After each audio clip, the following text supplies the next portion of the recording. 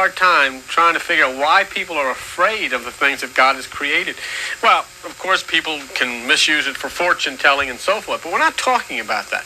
We're talking about the influences, the vibrations that come from these planets. You know, it's such an important part. Like, as we showed you last week, the days of the week are named after the 7 planets.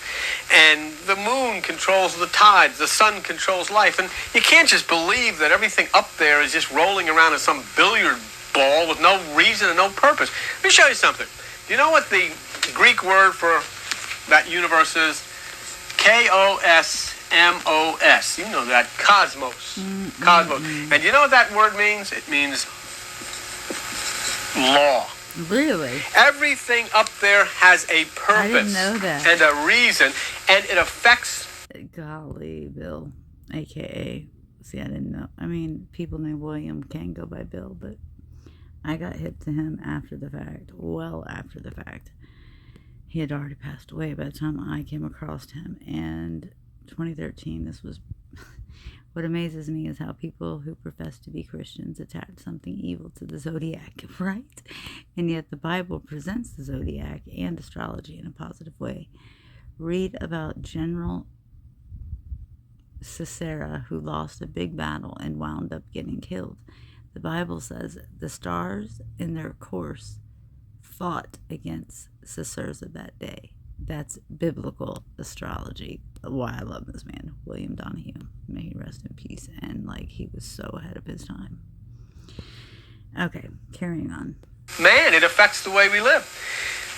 Jesus Christ said in Luke, and you know what that word means? It means law. Everything up there has a purpose and a reason, and it affects man. It affects the way we live. Jesus Christ said in Luke 22:10, when you see the man, now let's take a look at what he said so that we get an idea. When you see the man carrying, that's the man carrying the pitcher of water. Aquarius. The water bear. Okay. Now that's Aquarius. Don't think Jesus didn't know what he's talking about. He sure did. He's talking about this age right now. So that's now. Okay. When you see the man carrying the pitcher of water, this is Luke 22:10. He says, enter into the house, and the house is you. Enter into yourself. Go to the upper room, and the upper room is your higher consciousness. And he said, there you will be fed by him. That's where you'll have the Passover, in the upper room. And so now... So you know what? I know I've actually seen this before. This is like a, 24-minute thing that came from something longer, obviously, because it's familiar to me now, bits and pieces. And where I was going with that, though, is that going into your house or within you and going to your upper room, aka your higher self, your consciousness, and receiving a download of sorts should not sound like a, oh my gosh, are you okay? Should we get you to the nut house type of thing? Just saying. Now we understand, as we realize the movement of these tremendous universal things that God has created. Like, how ridiculously inverted is that? Let me hear it again, just because. He says, enter into the house, and the house is you. Enter into yourself. Go to the upper room. And mind you, I like astrology, and I'm an avid astrologer, if that's the right word. And shoot, it was something he just said, house. I was thinking, and now I'm saying, I feel we have 12 of them. We have all of the signs within us. We're not just our sun sign, or it just, no, that, And with my chart, and particularly for those that somewhat know astrology,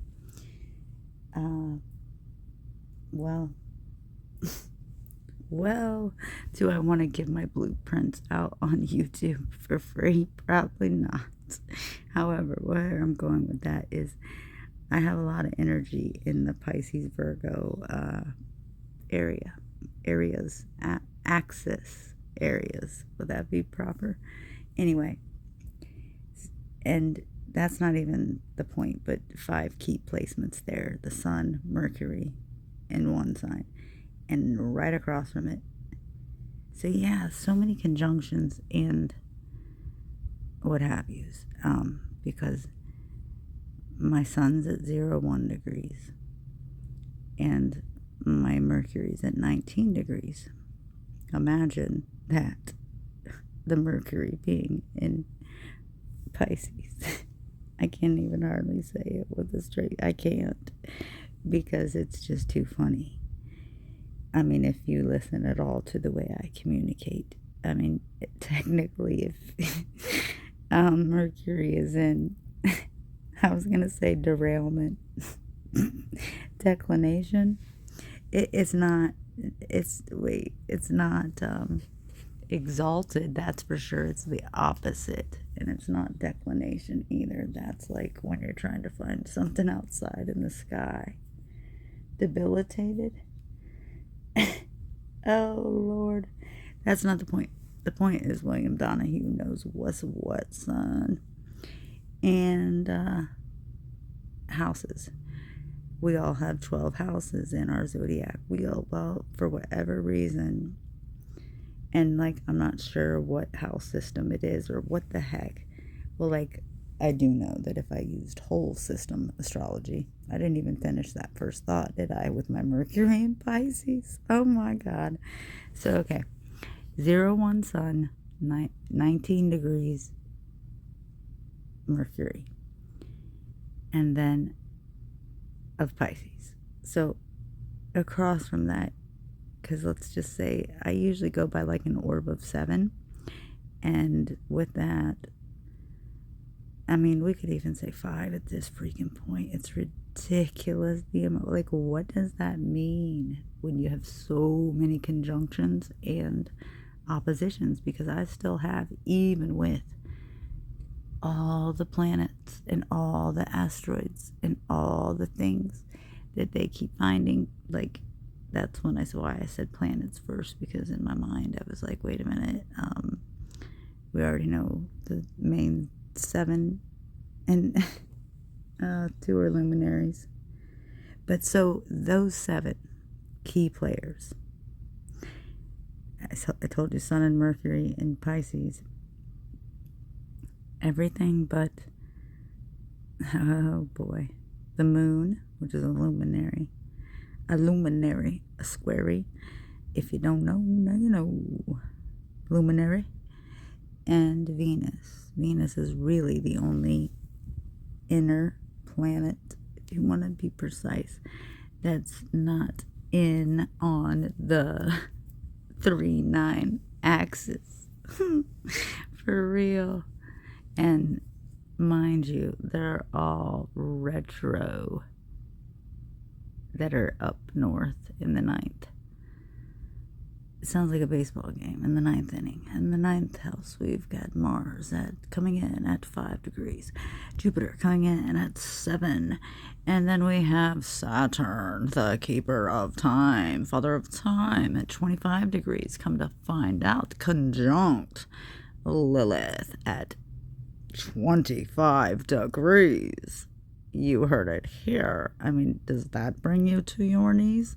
Well, I can't allow that, but I'm still, I haven't even begun to look really into that too much, because I've been hung up on the Mars and Jupiter being 2 degrees apart. So, plus that same Mars and Jupiter, that very same one, that sounds funny, is technically always, natally anyway, opposing my first and 5th. Where did that even come from? My sun and my sun. 1st and 5th. Well, the 1st house also does, like, that was weird, but the 1st house I do have a planet in, and the 5th house is my moon house. And it, for whatever reason, so did I get out there's a lot on that axis. 5 key players. Yes, I believe I did. And that's all mutable, baby. Mutable energy. So, like, I'm a mutable mofo. My rising sign is mutable, or my ascendant is mutable. I'm starting, anyone feel free, please, to commento on this presento that I present to you, nizzle, now. And that's the descendant. I'm starting in my years here on this earth, this go round, that the descendant, because I don't have anything planet wise, even asteroid, I don't think wise, in that house at all. It's empty. 6, 7, 8, other than maybe one asteroid, all empty. So 6, 7, and 8, all empty. And then 9 intercepted, as is the 3rd, which has all that key energy. Those houses are somehow intercepted. So, like, Pisces and Virgo technically don't even rule a house in my home. Whatever that means, yet that's where all a key part is. Like, if it was, okay, so having 3 and 1 right off the bat, that's a stellium. And that's, I mean, I don't know how rare and or odd it is to have, but I mean, it's something if they created a word for it, which is 3 or more planets in one sign or house, I guess. And I know sign for sure, not necessarily house, because again, if you're not using a whole sign house system, and I use Placidus, but even like, it's got to be even more than that, because I go to whatever, we could ramble all day. Rose is, after all, my middle name, but a lot of mutability. I'm starting to notice the more wiser, aka some folks would, call it trips around the sun, or years, when if you're not young, you're older. In those years, I'm starting to notice that I play the role of the descendant quite well. Quite well. I mean, for goodness sakes, ain't that something? If I hadn't told you what my sun sign or whatever it was, and I have not yet actually told you what my rising sign is, and I'm not gonna, unless I already did, dang it. But I don't think I did, because I didn't want you knowing here, there, everywhere, but like, whatever. I would almost think that you would think, and I would almost think, for that matter, that my descendant is my sign these days, sometimes, which is the whole point of the descendant, right? I'm curious how much, I know I need to pay more attention to that. So, onwards and upwards, how we got here, leave it to Mr. Donahue. For reals, he is the man. For real. Look into him if you have not. Check his site, please. Lots of conjunctions and oppositions. So the sun is pretty much, which of course it's got a conjunction too, because my north node, 29 degrees Leo, which, as I know, is a important degree, period. And then it's also the last, analytical isn't the right word, but it's something very similar.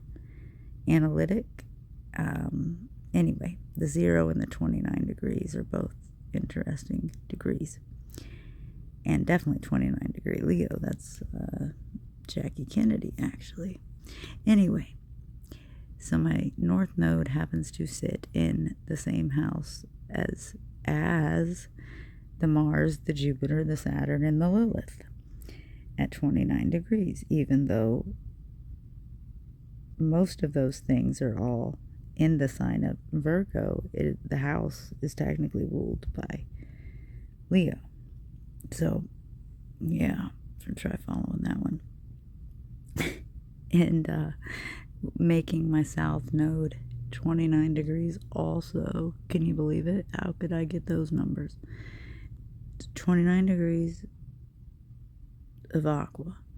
And I'm just barely a Pisces in the first place. 0-1, like 50, an hour, wait, a minute 53 seconds in or something. Like barely. Just barely, you see. So, I can't even imagine what if, with the sun and your south node being in the same place, that would be, well, interestingly, and maybe I was going to say difficult, very well could be, because it just definitely could be. Holy cow. So that's where I was kind of going, is that they're conjunct south node 29 degrees, sun at 1 degree, 29 degrees Aquarius, sun at 1 degree Pisces. And again, that house is also intercepted. So third house, where my sun and Mercury sit, are ruled by Aquarius. And I kind of often feel like an Aquarius sometimes, because I'm on the cusp. Duh.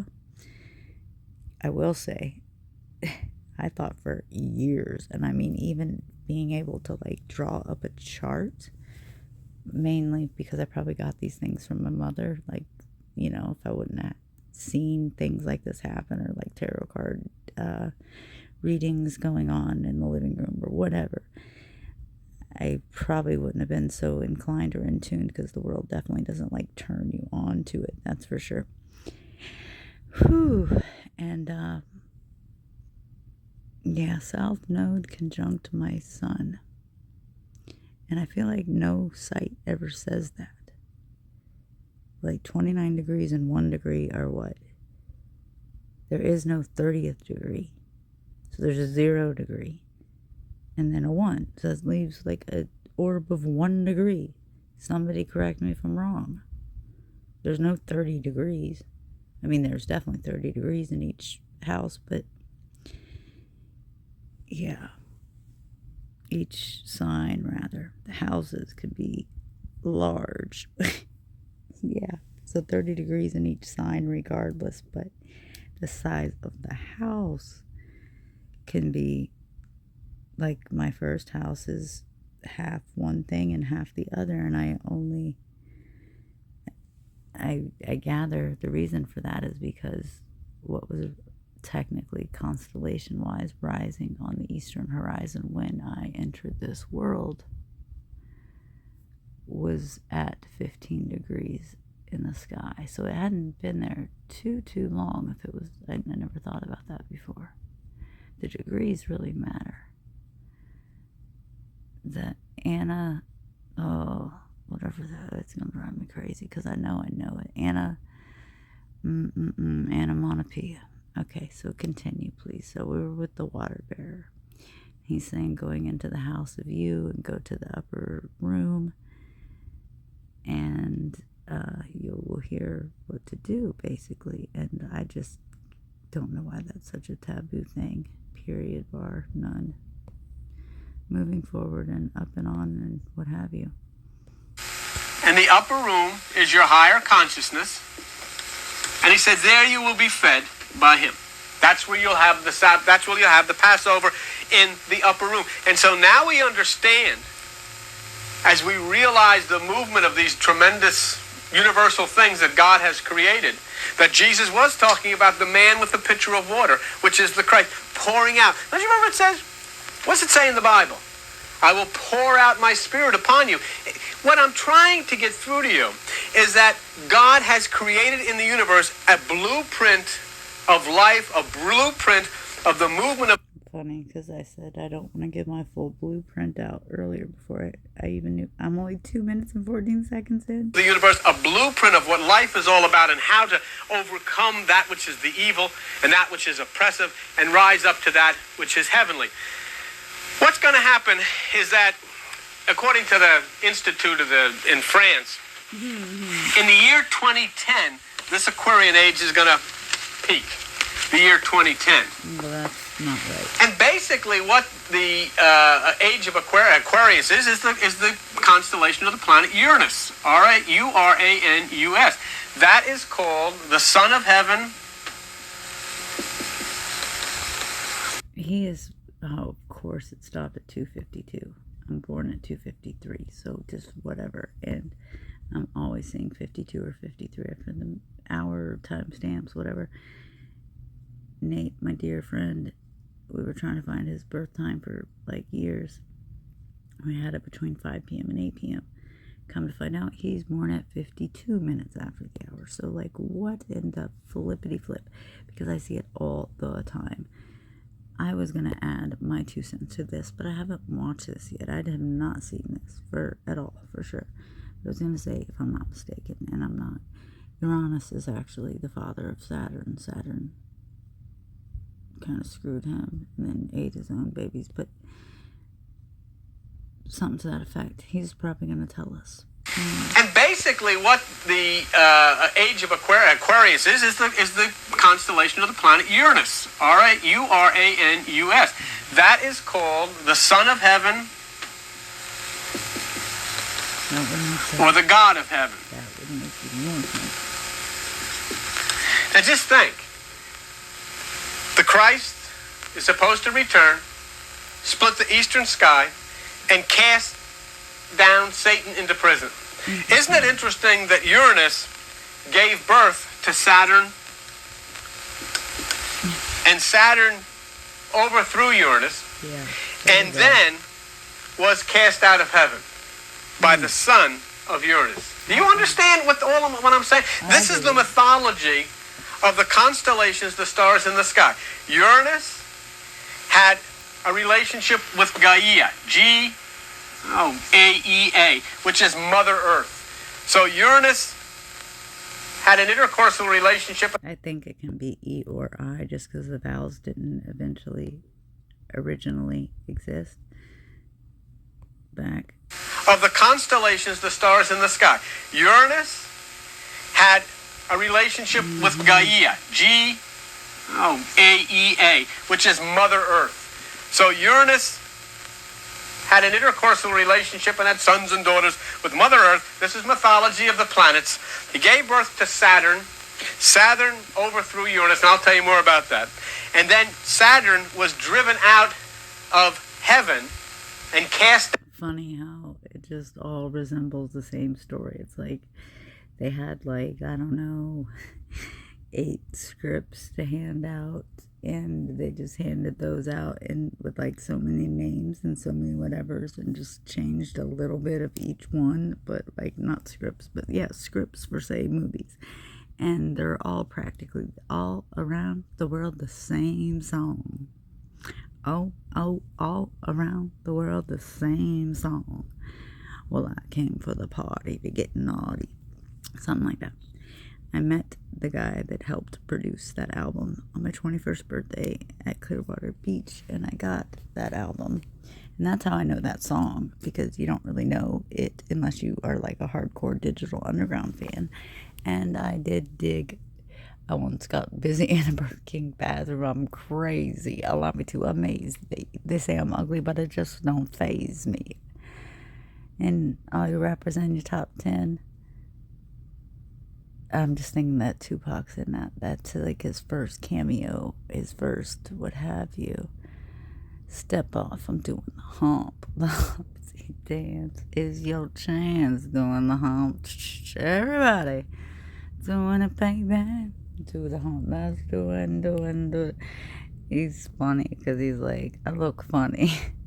I'm here to make money, y'all. So gather around for me. I'm literally letting you inside my head right now.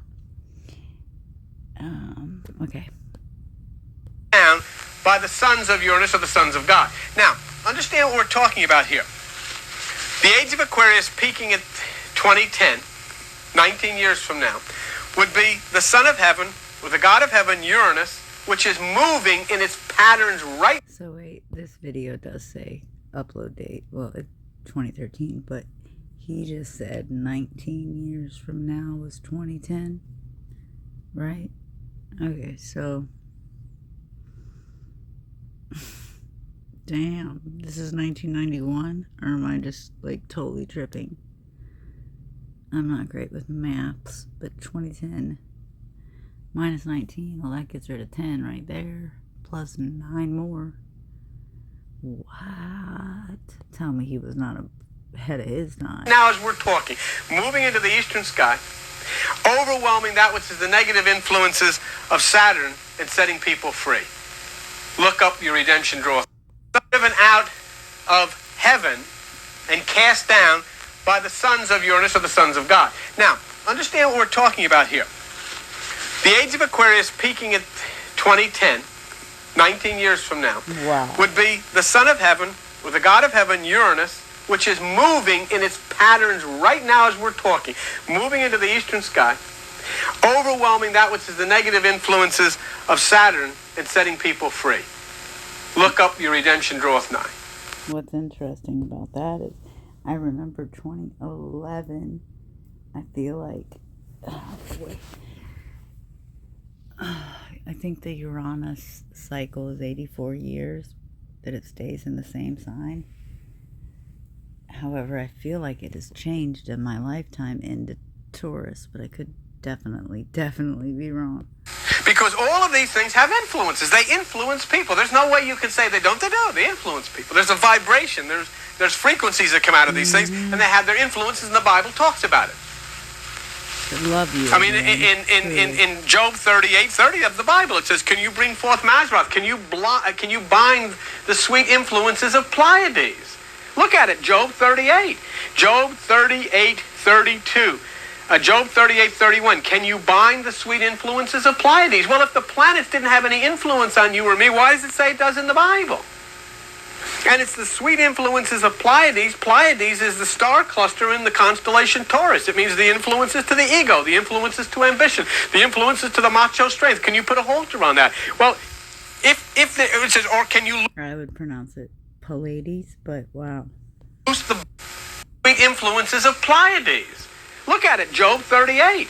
Job 38:32. Job 38:31. Can you bind the sweet influences of Pleiades? Well, if the planets didn't have any influence on you or me, why does it say it does in the Bible?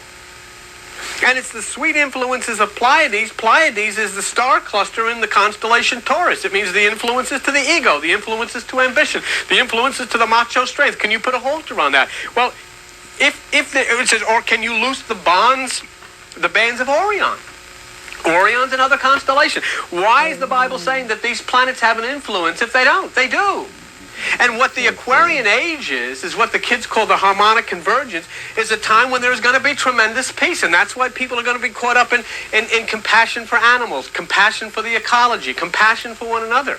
I don't see there's any way of this war that everybody's frightened about. You know, anybody can be wrong, but I mean, this is the age we're moving closer and closer to this time of universal peace and individuality and life. And it all. What I do have to say that I find more than interesting about what he just said is that, okay, so this is taking place in 1991, this talk is, and, excuse me, man, I got some issues going on in this house, for the love of God. Okay, so, why don't you do something about it, Lou? Come on. Okay, sorry, I'm multitasking, if you will, with not the right item. Should not be using a pen when they're already, an ink pen when they're already hard to come by. Okay, so this is more like random rantings. You're not even getting the full Mr. Donahue presentation. Although after all this craziness, I don't know what. Yeah, I could have hit pause. I chose not to. I chose to let it all hang out. What was he just saying that I was gonna... Okay, Aquarius, time of Aquarius. He's talking supposedly in 91. So, what I find interesting is that there are basically two types of astrology. Main kinds, tropical and sidereal. So with that said, sidereal puts everything okay, I guess technically he is talking about sidereal because he would have to be, because otherwise, because careful, I'm so glad it didn't land wrong. They say that, okay, tropical says that we're still, oh Jesus, help us all. Thank you. Vedic sidereal is one sign behind.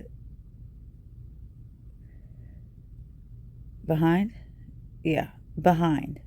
So, like, if you're a whatever, if you're a Taurus in tropical, you'd be an Aries and sidereal. But what's interesting, I don't know enough about Vedic sidereal to speak on that. Honestly, I really don't. For the simple fact that I just don't. And, well, I've looked at my chart, okay, in that form, which is different because it's in squares, number one. No, a lot of things are similar, but I have a few things that I was telling you earlier, I think, maybe 25 degree Saturn. I have 25 degree something else, too. And, those two planets at 25 degrees would be at the 0 mark of a different sign altogether. But, like, I don't know, I'd have to look. Like, what I speak of is I'll have to look. Okay. So where the point of all of this was, like, okay, for example, I'm a Sun Pisces, and even though that's at 0-1 for that matter, if you look at my thing in sidereal, I'm still, I mean, the numbers don't change, the angles don't change, but I'd be an Aquarius. So whatever sign you are, more than likely you would be the sign ahead of it, behind it. Oh, Lord. Aqua is before Pisces, and so on and so on. Aries, Taurus, Gemini, Cancer, Leo, Virgo, Libra. You thought about Earth for a minute? Okay, where were we? Libra into Scorpio. Let's see if I forget anybody. Into Sagittarius, into Capricorn, into Aquarius, into Pisces. So, one more time. Aries. We got this. Aries, Taurus, Gemini, Cancer, Leo, Virgo, Libra, Scorpio, Sagittarius. And then to finish it off, or somehow we started off, makes zero sense. It makes sense, but on to Capricorn, Aquarius, and Pisces.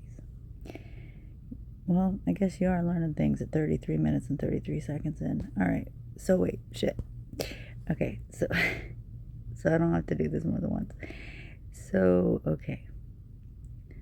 So, nonetheless, even if it was 1991, the Aquarius season, like, this is the dawn. Wait, this is the the dawn of Aquarius. Age of Aquarius. Aquarius. That song from 40-Year-Old Virgin. Like, that's where it started. It did not. When Mars is in the second house. When the moon is in something. I'll have to look the dang lyrics up. In Mars and something, or in the whatever house, there will be something, peace in the world, and love, and all that good shit. So, okay, so technically, tropical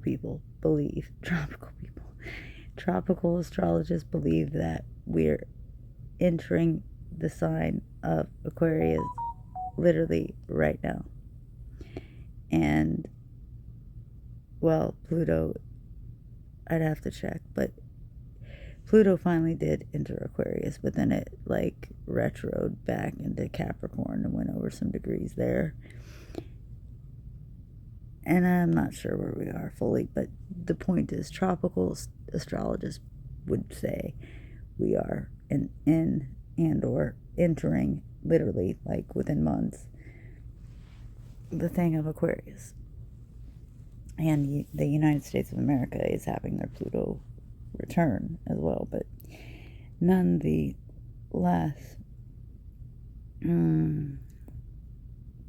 the sidereal Vedic people are a month behind.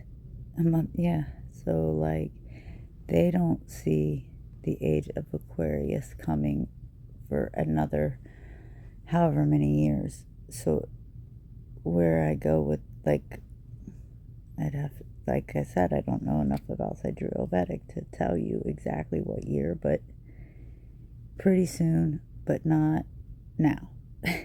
Because it has to do with the stars, and that has to do with the declination.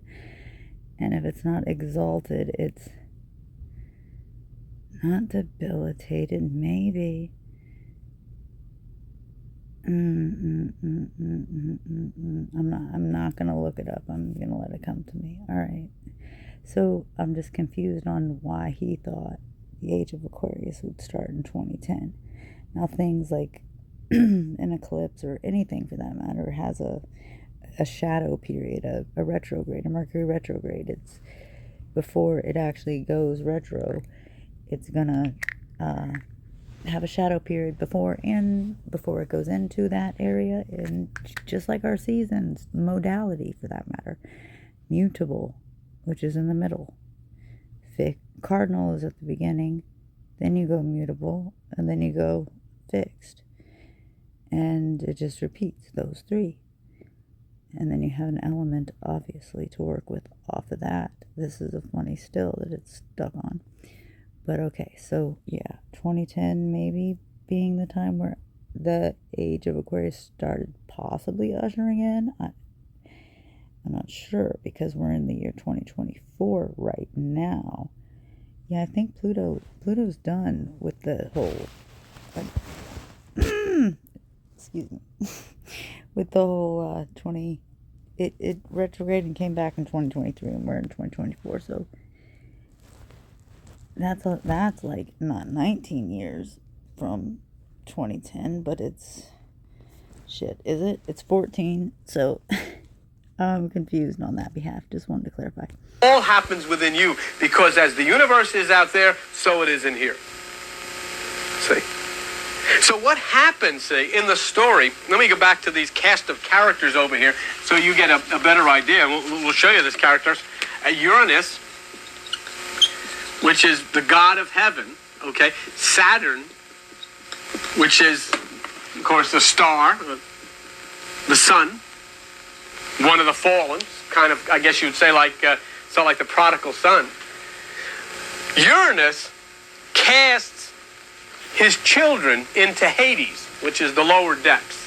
Now, this is the mythology of the stars, of the Zodiac.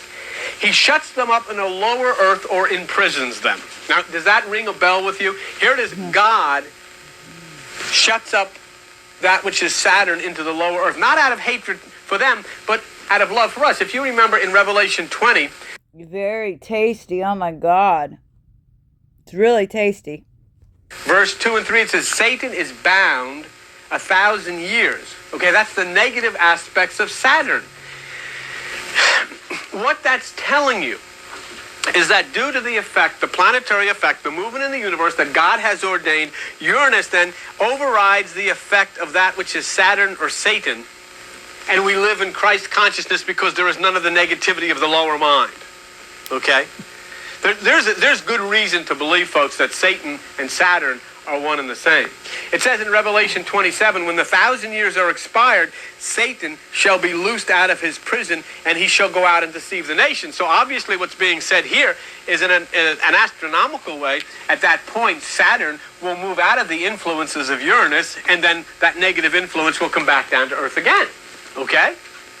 So then we see how the prophecies in the Bible, in the book of Revelation, can be fulfilled and are being fulfilled by the activities of the comets and the planets and the constellations in the universe, which as God has ordained them. So right now, as we're talking, ironic a little bit that he said comets, because I don't remember ever having this many dang comets, that's for sure.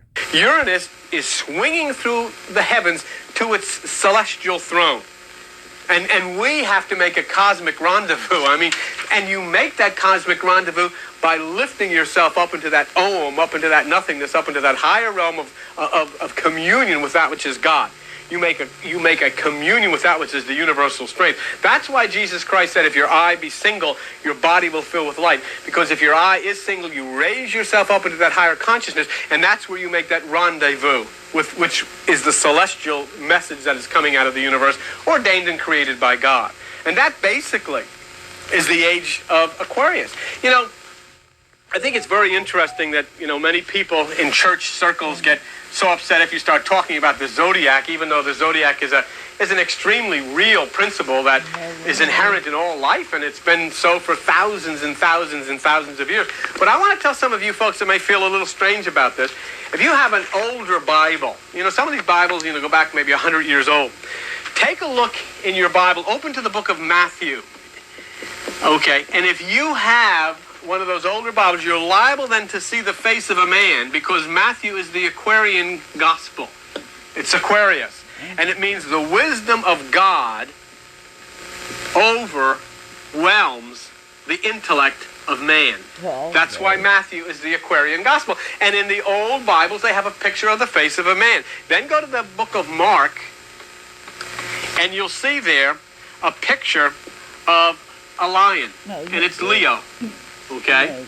And the idea there is the Spirit of God overwhelms the human spirit. Okay? So there we have the book of Matthew is represented by a man, Aquarius. The book of Mark is represented by a lion. And then you're also going to get a ram and a bird, which is Leo. Then if you go to the book of Luke, you'll see the picture of a bull. I was just going to say, or a ram and a bull. It kind of is up for debate, because I've seen both. And that is what's present, huh? Can you let the man give his presentation, Lou? No. I have to interject. What else would be the point, I guess, but not the world, but the Wheel of Fortune card has the man, the bird, the lion, and the bull. Okay. Power of God overwhelms the power of the animal nature of man. So then Matthew is represented by the face of a man, Aquarius. Mark is represented by a lion, which is Leo. Luke is represented by a bull, which is Taurus. Mm-hmm. And finally, in the book of John, you'll see an eagle, which is Scorpio. Now, Scorpio is in its lower nature a scorpion, but in its higher nature it's Aquila, the eagle, which... And that is all of your fixed stars, but fixed signs, the 4 fixed signs. Oh my gosh. Okay, play. Which is the highest... By the way, I really like the star he just referred to, Aquila, is part of... No, my bad. That is the constellation name. But I see the star recently, because the stars, change each hemisphere, each season, whatever. Altar is the name of the star that it's the brightest star of Aquila, which is an eagle, and it's really beautiful. But it's flip side of Scorpio, so let's One, learn. you'll see an eagle, which is Scorpio.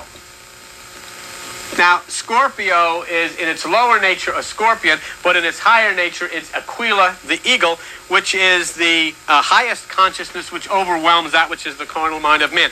So you go ahead and check in some of your real old Bibles, and you open up, you'll see it, because they printed them that way. That's how tied into the Zodiac early Christianity was. Damn. And you'll see the Matthew, the face of the man, it's Aquarius. You'll see Mark, the lion, it's Leo. You'll see Luke, the bull, it's Taurus. And you'll see John, the eagle, it's Scorpio.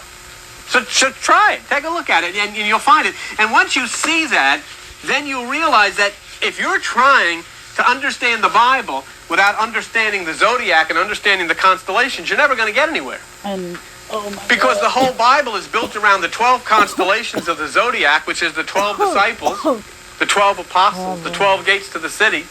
Even Jacob named his children after the 12 signs of the Zodiac. He had 12 sons and one daughter, but two of his sons were the twins, which is Simeon and Levi, Gemini.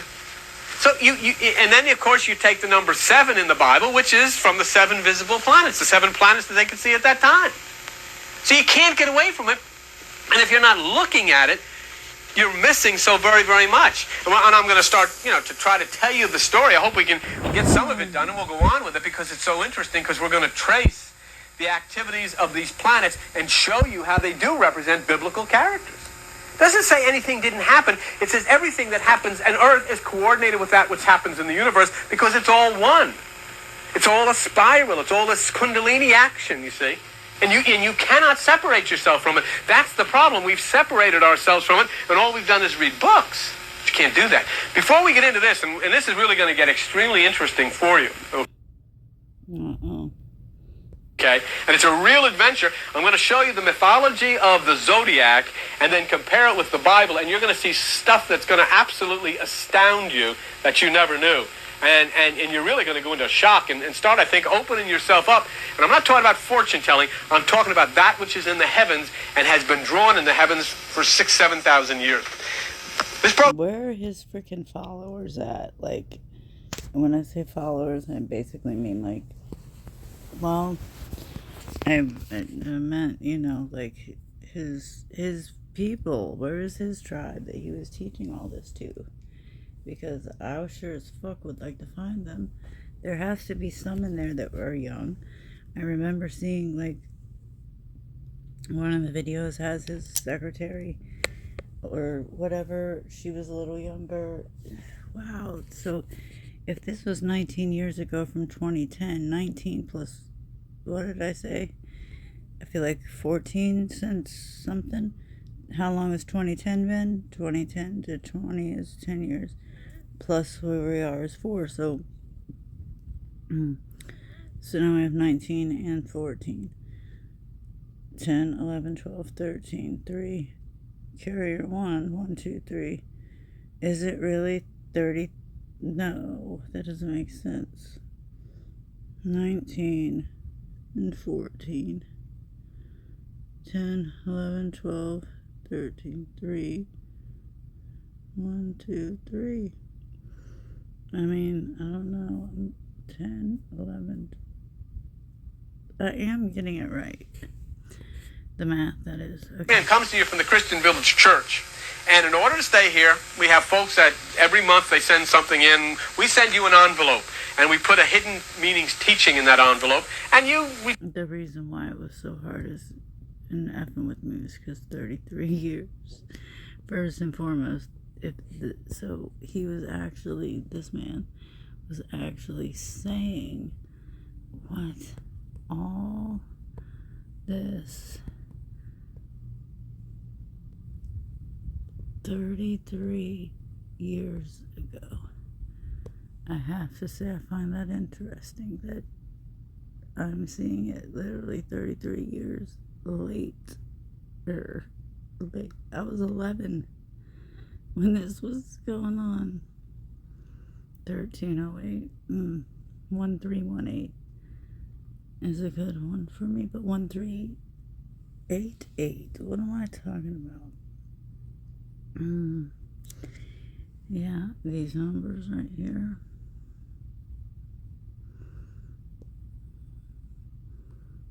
If anybody knows me, knows me. Yeah. You could even do it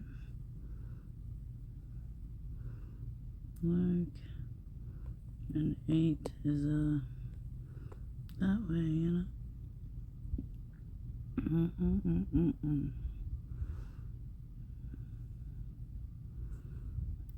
So 1, a 3, and an 8. What does that equal? I'm curious.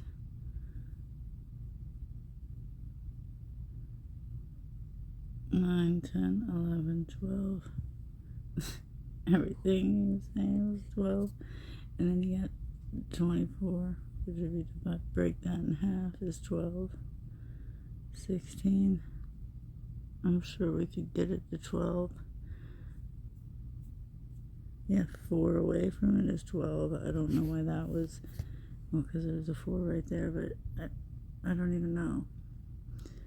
24 like hours in a day.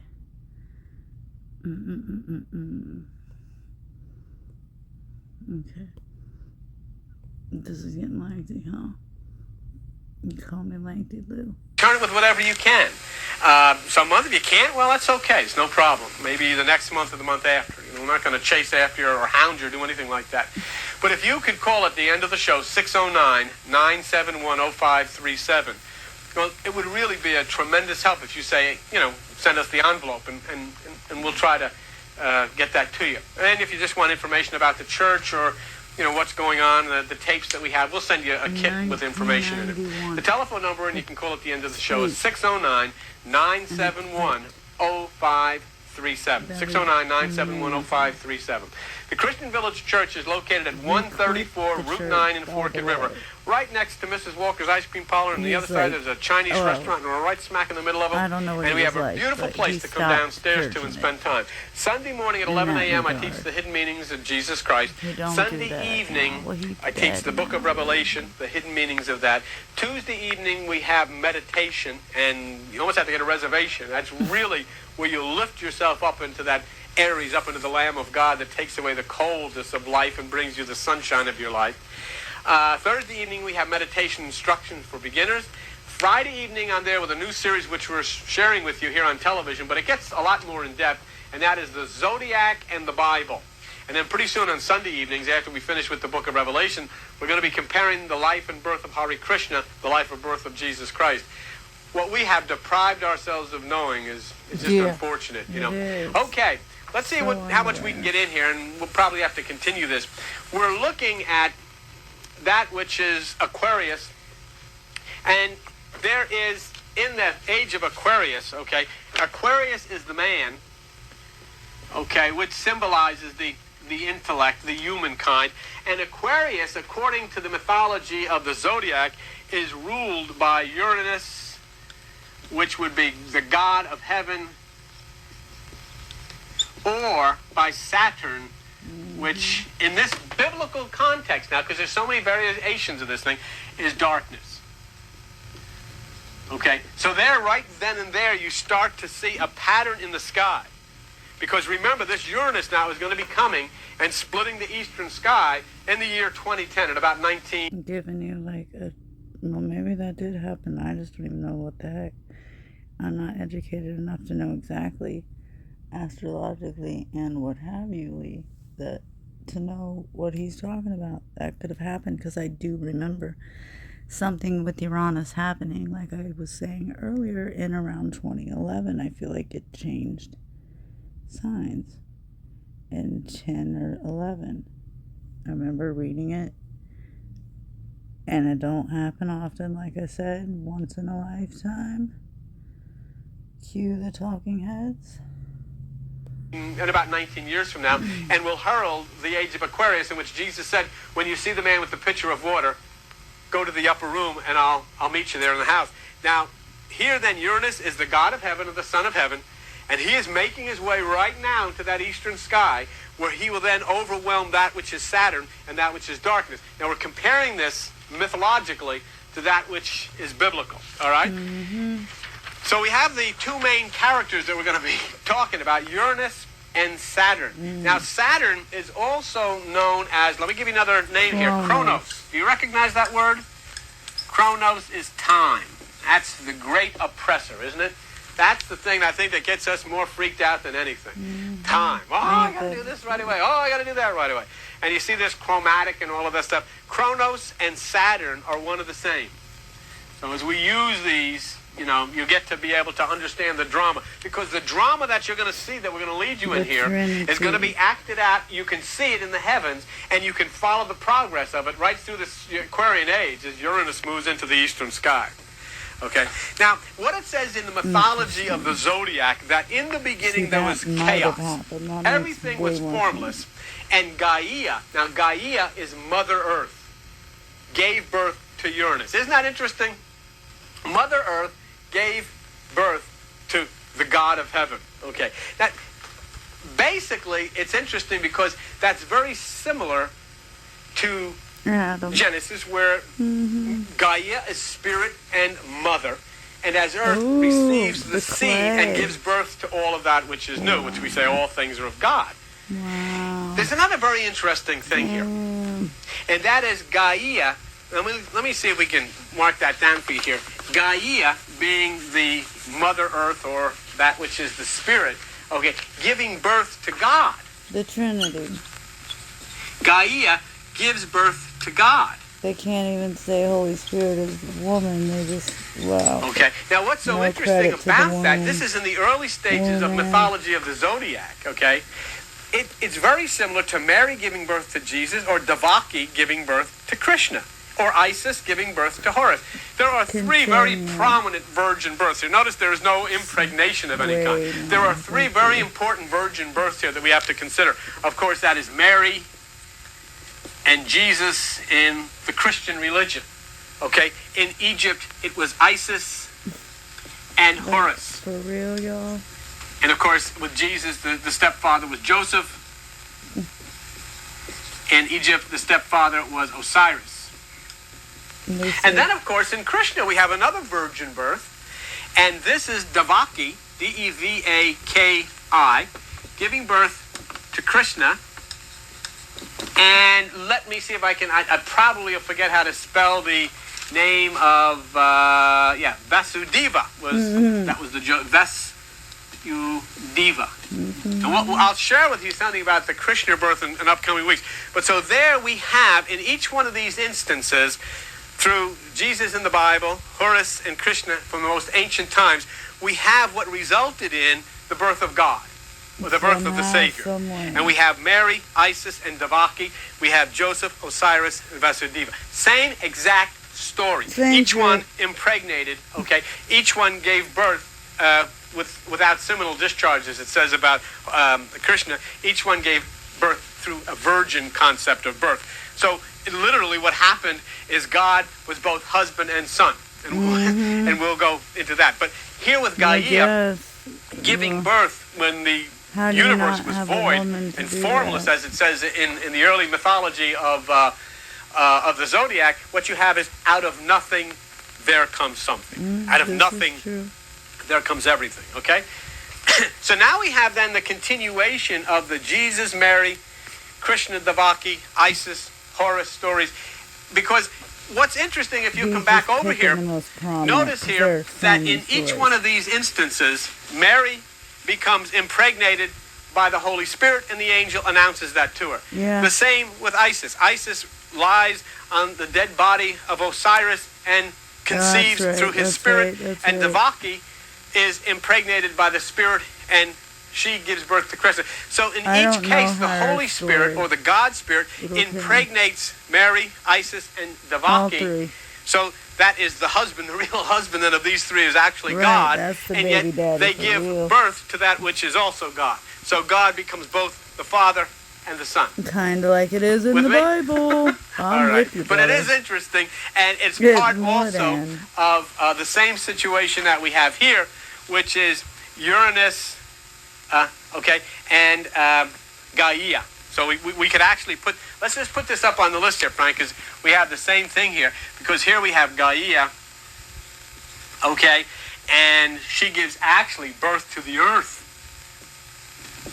and also to God. But of course, this is the beginning of things, and there's no stepfather involved in this at all. This is the ultimate beginning, and that's in the mythologies of the Zodiac. It says, as god of the sky, Uranus impregnated his mother, okay, which is Gaia. God gave the seed to the earth by making a gentle rain fall upon her genitals. It is the gentle rain from above that causes the seed to become fertile and give forth new life. That's really the beginning of the mythology of the Zodiac. People that know. Now we're talking about the stars that you see in the sky. There's this tremendous story that's written about the stars and the constellations that you see in the sky that are acting this drama out right in front of your eyes. And as you follow the Bible and identify some of the symbols and some of the characters in the Bible with these planetary. 5153, of course. Same thing here, because here we have mythologies of the rain from above that causes the seed to become fertile. As god of the sky, Uranus impregnated his mother, okay, which is Gaia.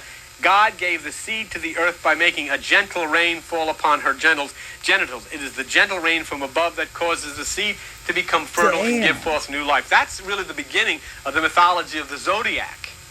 Now we're talking about the stars that you see in the sky. There's this tremendous story that's written about the stars and the constellations that you see in the sky that are acting this drama out right in front of your eyes.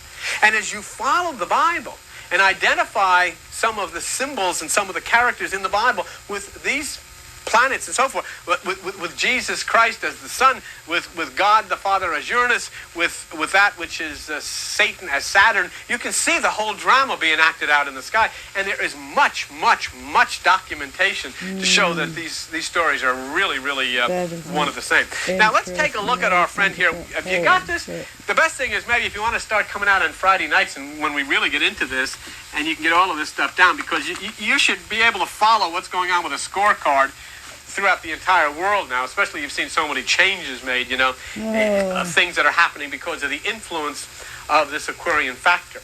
Now, the point here is that Uranus and Gaia give birth to Saturn. Well, that's one aspect of the human personality. That's Satan, say. Saturn is a star. As you know that. You can look up and see the star. Okay? Now, why do we then connect Saturn and Satan? Well, there's a lot of reasons, but here's one of them. Lucifer, who was born out of God, who was an offspring of God. Lucifer, that word Lucifer means bright, what? Star. Okay? Is that interesting?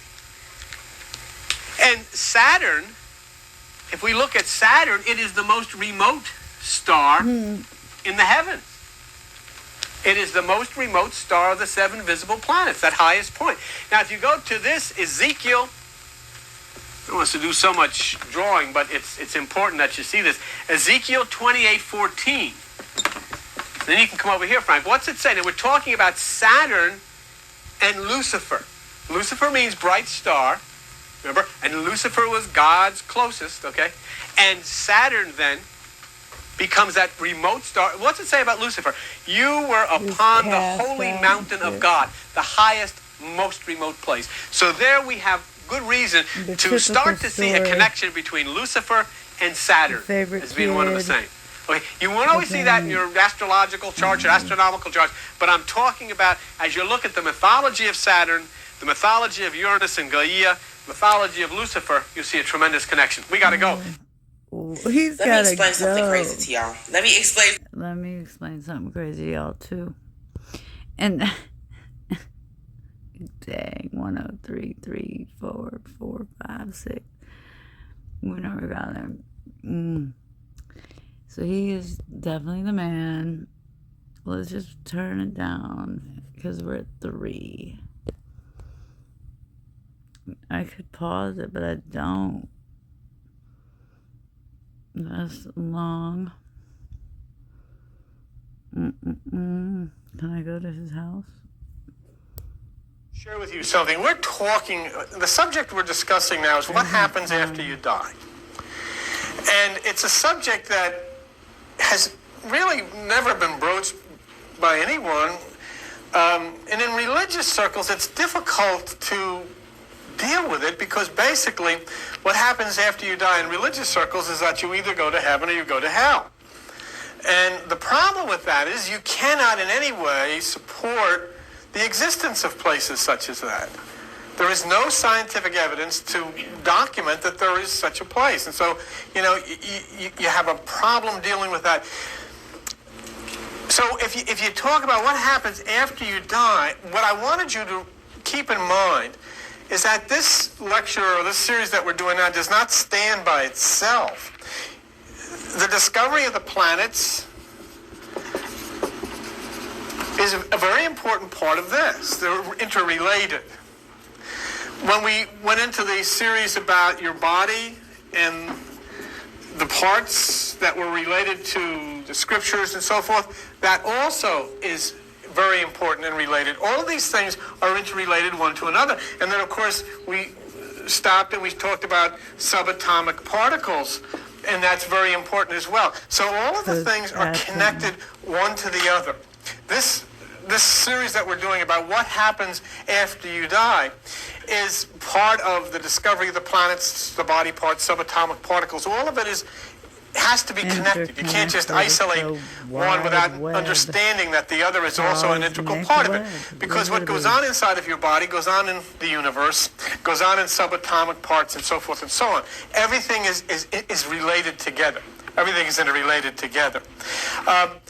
One of the things, too, that I feel that we should understand is address why you are alive in the first place. And that attacks the idea of purpose. What is the purpose for your being alive? That's a good question. And no one has ever been able to address that. Let me show you basically why you are alive and what the problem is. You are inhabiting a body. Inside of this body, you are inhabiting a brain that is firing neurons to be receptive to your particular clan or your particular group or your family. And that brain has totally constructed and molded a personality which is you. It has nothing to do with God. You are the way you are because of your parents, your friends, your job, your school, your traditions. It has nothing to do with God or anybody astro-minded in any way whatsoever. So there is a problem, however. As you have seen over the years, the brains and minds of human beings have caused great upheaval on the earth. The earth is a magnificently beautiful place, which has been systematically, in many instances, destroyed by the minds and brains of people, either by bombs or pollution. The animals and so forth and so on are being assaulted and so forth. So there's a purpose. And the purpose is that you, as an angel or an angel of light inside of this brain, are to change it. That's your job.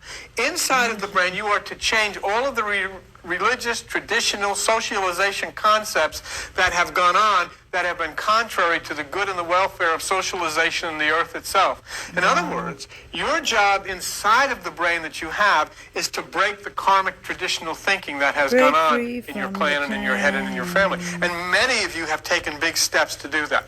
Let me show you a little mythological exercise to show you what went wrong somewhere along the way. If you open the Bible to the book of Genesis, and if you look at Genesis, and in Genesis chapter 6, you find that on page, whatever it is, 3, 4, I don't know. 5, okay. So it says, and it came to pass when men began to multiply on the face of the earth and daughters were born, that the sons of God saw the daughters of men were fair, and they took them wives of all which they chose. And the Lord said, my spirit shall not always strive with man, for he is flesh. His days shall be 120 years. So in other words, what you have here is the same exact thing as you. You have a human being with a brain, an angle of light, which is you, enters this as a fetus. Now, there was a problem. Initially, what the program here was, that the human body would manifest the angle of light, everything would live in a harmony, and God could share the magnificence of the universe with us, so we could have fun too, and we could enjoy all the wonders of it. Somewhere along the way, the angle of light, which was the God part, fell under the pressure of the manifesting and growing structures of the brain and the flesh, and there was what was called the fall. Well, this thing continued to multiply itself and totally get out of control.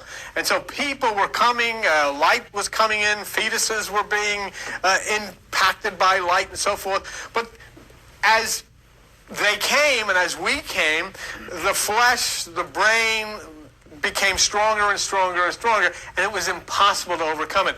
So what had to happen then was to wait until the Aquarian age. So we went through all of these various ages with angles of light coming from this direction and this direction, which in many cases were just strengthening the flesh, were just strengthening the brain, were just strengthening the power, the physical power, and we were dropping more bombs, we were making bigger bombs, we were slaughtering more people, we were polluting and damaging more of the earth, causing more of the structures of violence that we have. And waiting until finally the angle changed and it became the Aquarian angle, which has started to impact the brain, and has started to cause now us to understand who we are and what our purpose really is.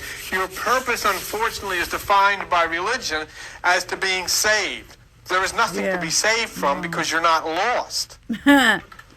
Because you are not the person that's sitting in this room that we identify with each other. The people that are sitting in this room that you look at and identify as one another are constructions of your parents and your friends and your traditions wherever you come from. That's all you are.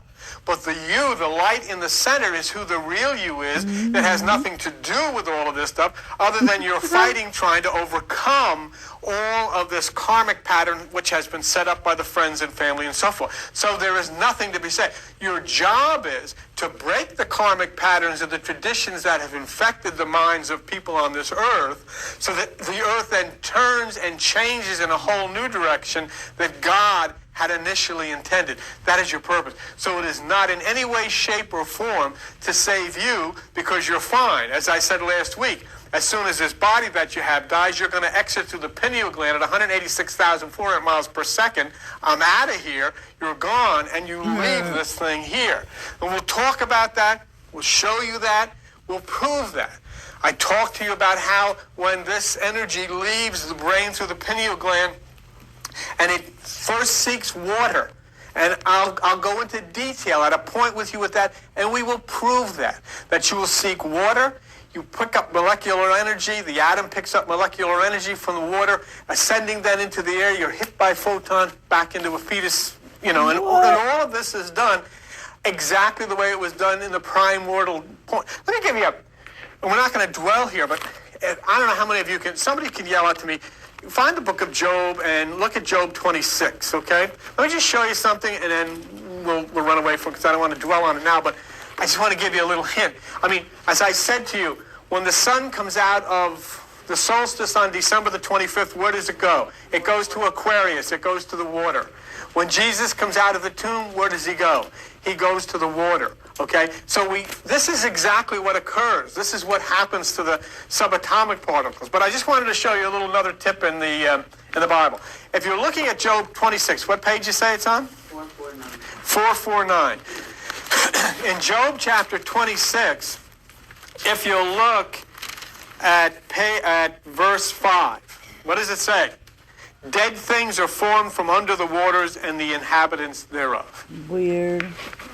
Okay? Whoa. And if you'll speak to any scientist or physicist and you want to sit down and talk about the primordial regions of how life was created, you'll find that's exactly what happened.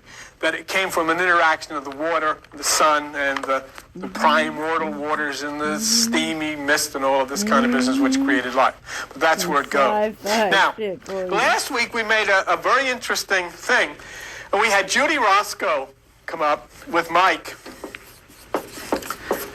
And we had Bill Schultz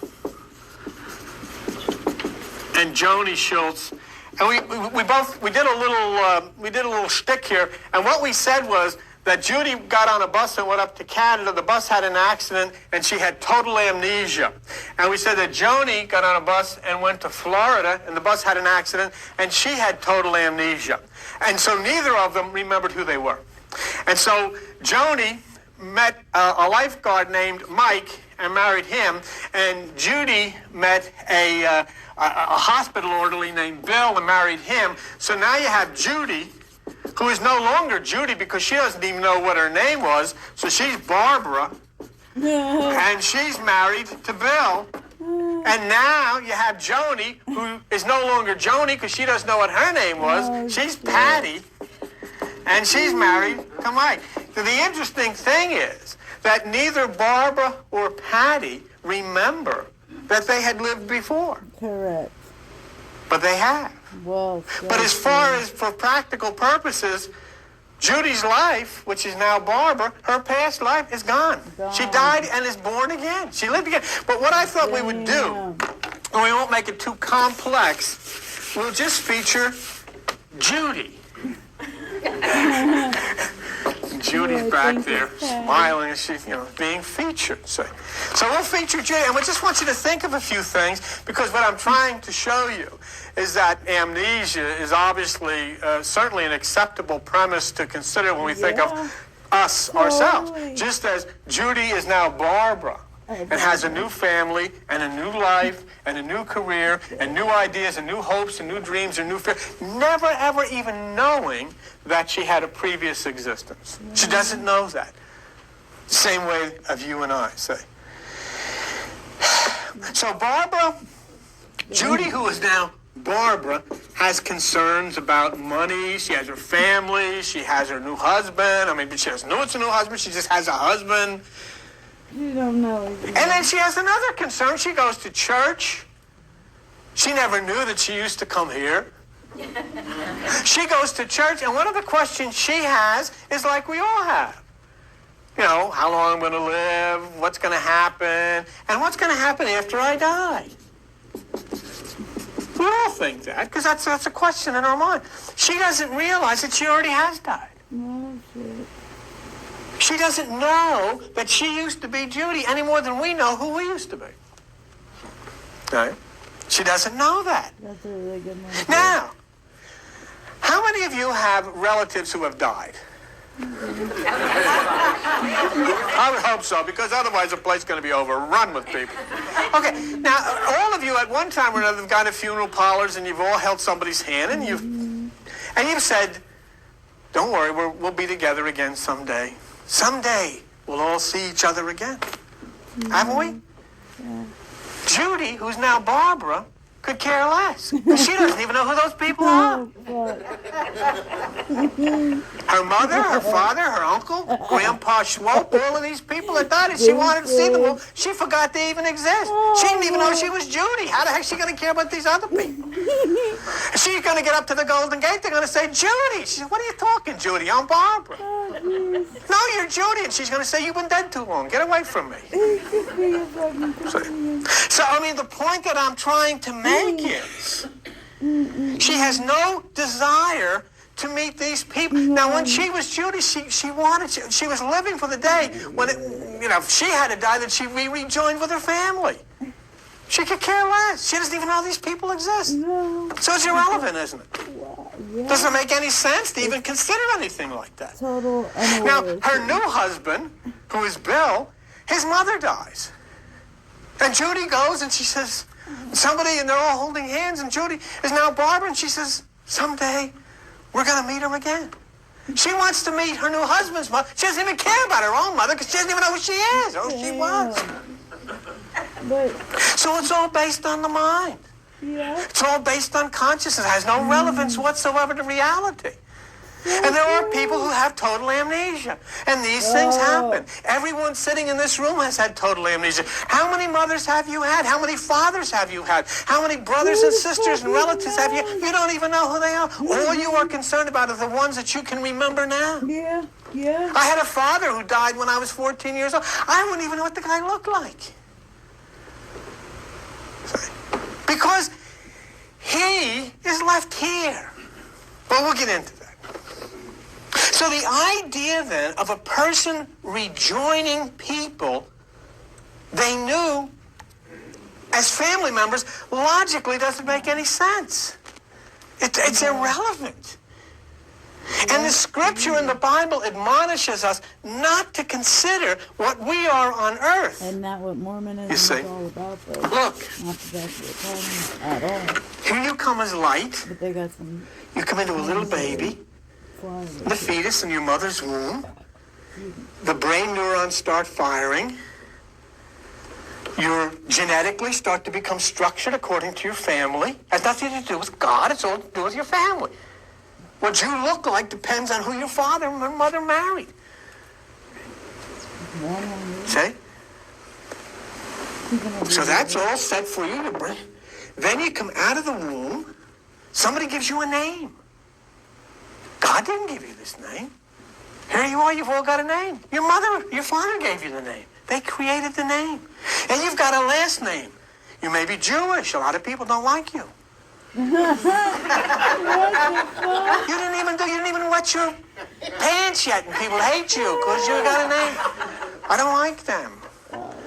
Say, or you may be Italian, whatever you want. So let's say you're Jewish, you're Italian, whatever you got, and here you are. Now, people, I want you start being trained. You shouldn't do that. In your house, you shouldn't do that. In some other house, depends. See? So everything, but your neurons in your brain start firing and firing to respond to all of these things that are coming from the outside. And before you know it, they have created you and you're chaotic. Yeah. All of this is a creation of the earth. All of this is the creation of people. Has nothing whatsoever to do with God. The part that has to do with God is this part. Now the point is this part which came in, is it totally overwhelmed by all of this brain stuff which was created by your family? Mm-hmm. In most instances, yes. Until somebody comes along and tells you that the real you in here, the job that you have to do is to erase all of this stuff that was given to you by your family, by your school, by your church, by all, and that is so hard, isn't it? And that is basically the salvation. Because what happens here? I'm not going to say names right now, but let's say that your grandpa, who you just can't wait, if you die, you want to get back up and see Grandpa's swoop. Okay, but let's say, I'll just give him a number, we won't give him a name now. Let's say Grandpa's number is 32. And let's say, for the sake of just hypothetical discussion, that your light angle is number 14. In this brain, you recognize Grandpa Al, or Grandpa Joe, whatever it was. When you exit as light, you will recognize him instantly as 32, not as Grandpa Al. And he will recognize you instantly as 14, not as who you are. And the two of you will be able to converse as to how well you did in breaking the chaos that's running loose on the earth. Wow. And you'll say, I didn't do too good. I got screwed up, although I found this place in the basement in Forked River. Okay? And basically, so what I'm saying to you is, yes, you will rendezvous with these people again, but not in the chaotic condition they were. Oh, man. And then they'll be moving back here to do this and so forth and so on. So you have a whole, but what I'm just telling you here is not a lot of pie in the sky. I mean, I don't do that here. I will prove this to you. Now, we will prove this to you scientifically. This is a fact. Okay. Well, we'll have it. It's a fact. So you will never lose who you are because you're not who you are. What you are is what your parents and these crazy people wanted you to be. Yep. And here you are. I want to live forever. You know, why? Why would you want? But instantly as you leave, see, Princess Diana died. Princess Diana is in a coffin. It's over. She's dead. But the light that was her is very much alive, totally understanding what's going on, and seeking at this point the water, the molecular energy, into the air, to be hit by photon and return back into a fetus and begin this process again. Yes, ma'am. Do you want to come up here? Well, would you stand up because I can't have a question if you don't want to. Would you like to turn around and look at... If Grandpa's number 32, you're saying that he's gone too. And that's when you're able to recognize him. Yeah. Only if you're both gone. Yeah. What do you mean gone? You're out of the body. You're dead. Yeah, that's what I mean. Yeah, you're out of here. Okay. Because the only way you would recognize him here in your five senses is Grandpa. You look at a picture, that's Grandpa. But you have to remember that just like you were constructed by your parents and your friends and everybody, and you are what they wanted you to be, so is Grandpa. Don't remember that Grandpa was not a creation of God either. God's purpose is that you and Grandpa break the karma of which... Because what the parents and what everybody has given us, and the schools and all of the instructions they've given us have caused a chaotic condition on the earth. And that is what has to be broken. And we'll address that as well. Yes, want to stand up, please? Okay, now, Turn around a little. Grandpa seeks another body and comes back. Then how can he be in two places at one time? Well, because it's light. He's every place at one time. Okay. Okay? It's a very good question, but just think of something for a minute. What we're talking about is light, all right? That's a good question. Light is everywhere. The light that is here, the air that is here, the light that is here, the invisible nature of this is just as much here as it is at the far end of the universe. You can't say it's here because can you grab it? Can you grab it in your hand? You can't grab it. Why? Because it's not there yet. It's here. But it's everywhere. See? And so then also, you're only a quarter of an inch. Your skull is only a quarter of an inch that separates you from this. And here, everywhere, is everything. I mean, there is no time. How could there be time? The only thing that requires time is in here. But we'll get into that. I don't want to be complex about that. But it is a very interesting thing, see? Because the true nature of light is that it is everywhere. You can't confine it inside of a brain. But it is there to manipulate and work the brain. Now, let me show you a scripture, and let's take a look at it. Because here, remember, the bunch of people were talking to Jesus, and they said, well, this guy he gets married 7 times. His brother dies, and she marries his brother and marries the other brother, and he gets 7, so forth. So, in fact, do you remember the movie, 7 Brides for 7 Brothers? Yeah, okay. If you look at page 799, on page 799, you'll see Matthew chapter 22. And in Matthew chapter 22, you look at verse 29. And Jesus is telling them, you err. In other words, you don't know what you're talking about because you don't know the scriptures and you don't know the power of God. Isn't that nice? Thank you very much. You don't know the scripture. For in the resurrection, they neither marry nor are given or married, but are as angels of God. What are angels of God? Light. Angles of light. So here is Jesus telling you that when people leave the body, they're angles of light. They can't get married. They can't do all of that stuff. That's for people.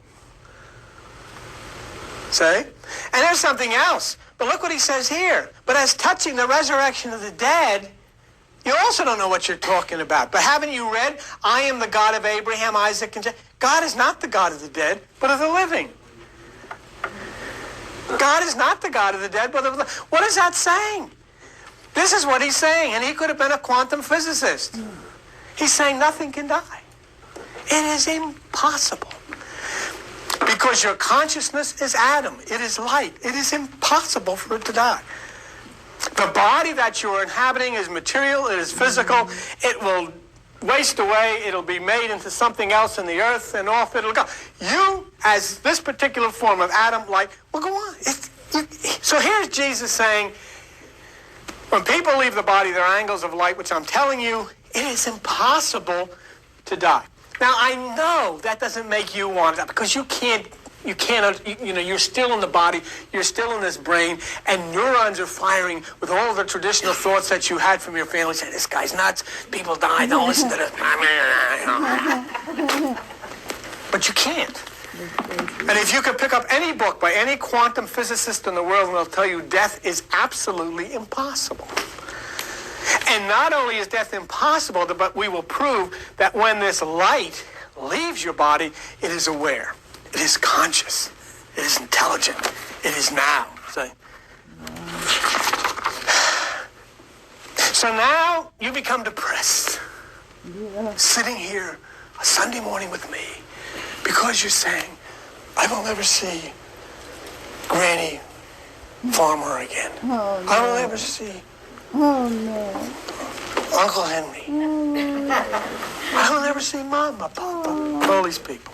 Me too. But who are these people? See? Who are these people? Who are you? When you entered the fetus in your mother's womb as light, as you were traveling in there, you could have been anybody. You could have been anybody. You want a scary thing? If my mother and my father, after they had produced the fetus, the light was dispatched, if you made a left turn, you could have wound up and been me.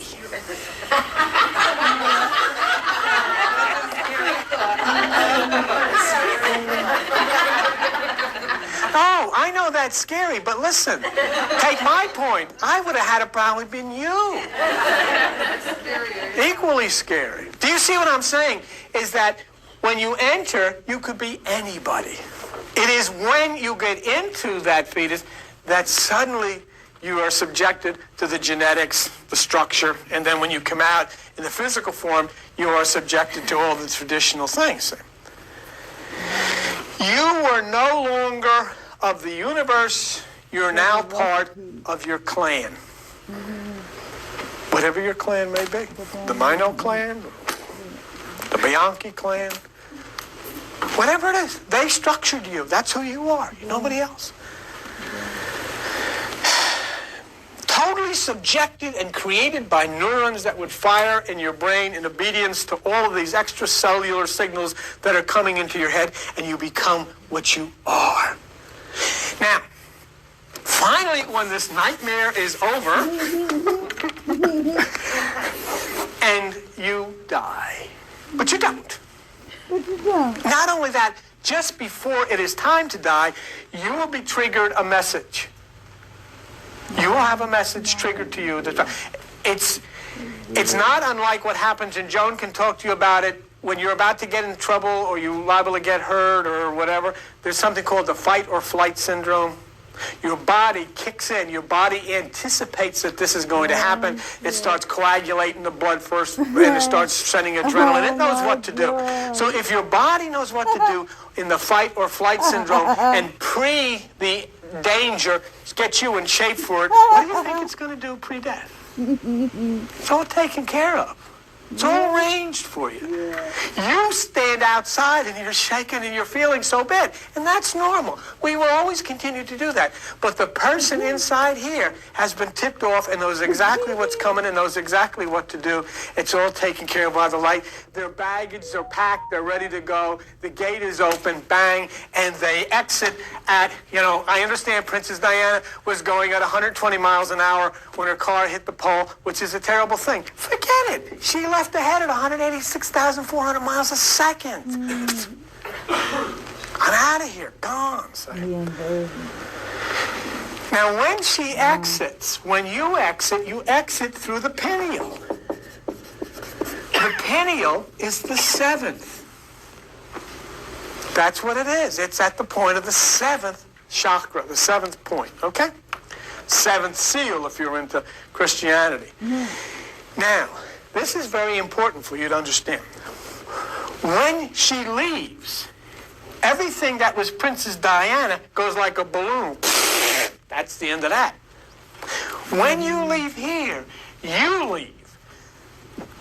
You don't take Pat Toohey with you. You don't take Penny Morrison with you. You don't take they stay right here. Put them in a box, boys. That's the end of that. But you're out of here. Now, why do you leave everything? And why did Grandpa leave Grandpa here? And Grandma is still here. And all of these people are still here. But they left. Why? Watch. Turn, if you would, to page 637 in the Bible. And in the Bible, look at Jeremiah chapter 17. And in Jeremiah chapter 17, it says, on page 637, verse 21, take heed to yourselves and bear no burden on the Sabbath day, nor bring it in by the gates of Jerusalem. Whoa. Do you know what the Sabbath is? The Sabbath is the seventh. The gate of Jerusalem is the pineal gland. Jerusalem, which is above, is free and is the mother of us all. And when you exit at 186,400 miles an hour, you take none of the, excuse the expression, crap that you accumulated here. It's not allowed up there. Your name that your mama and daddy gave you stays. Your nationality, where you were born, stays. All of your hopes, your dreams, your fears, your guilt, all of it stays. You take no burden through the gate on the Sabbath. You take no burden through the seventh into the holy place. It's not allowed. Not allowed. Because why? You're going to stain it. Can you imagine if this was the religion once, we're going to die and go to heaven? Do you imagine the condition of that place within 6 months? Can't bet. But when you leave here, you instantly become the light atomic force that you were, the individual, the person that you were, number 32, number 36, whoever you are, and all of this stays and is gone. And what has been accomplished with this that you've left here? You have started to break the karma of who you were. Joan and I, we talk about this.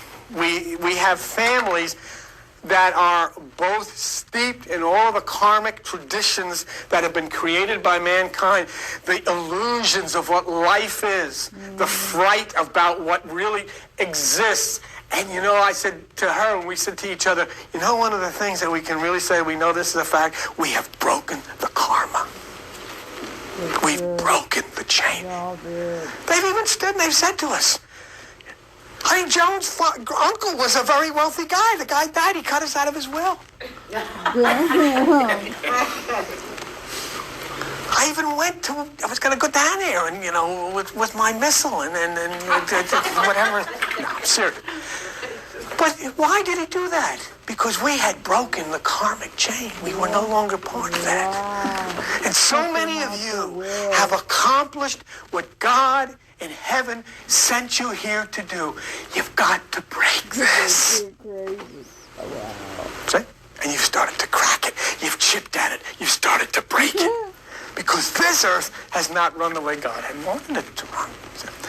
And of course, this is what I'm trying to tell you. As you are inside of your brain breaking away at these karmic hurts and guilts and all this stuff that has come down, something is happening in the sky.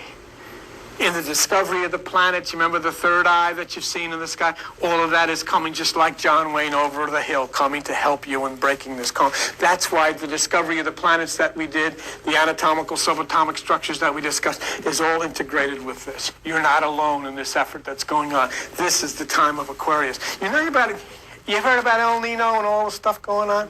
Remember something. El Nino means little boy. The little boy is Ganymede, who was taken by Zeus up into heaven.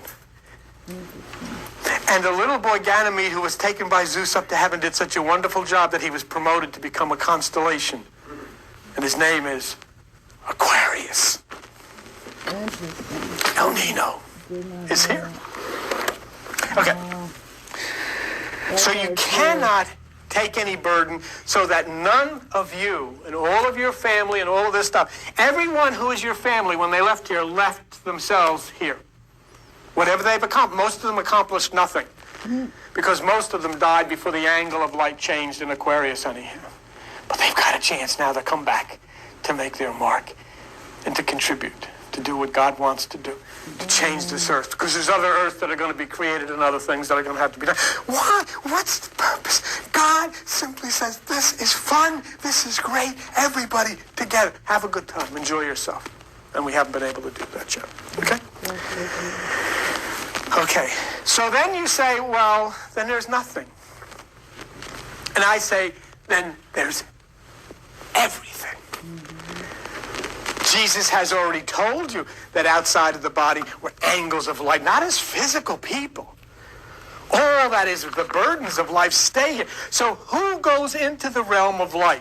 The brain that is you and is involved in all this crazy business stays. But you leave. Now, let's just address this other thing. You all have families, and I'll tell you, this is the fun part of this. Each one of the members of your family are part of the cluster that you are a member of in the kingdom of light. Okay? They're not, you didn't all come together just for no reason. Everybody that you are a part of or were a part of, your husbands, your children, your uncles, your aunts, all these different people. And some of them you might have had bad times with. But remember, you had bad times with because they were a prisoner and couldn't overwhelm the activity that was going on in their brain. But when you leave as an angle of light, they are part of the same cluster that you are part of there. All right? Now, so who leaves? Now, let me give you some names. Don't worry about it, okay? Don't worry about it. Just don't worry about it. Judy, here, there, left, okay? Joan, here, there, Larrick.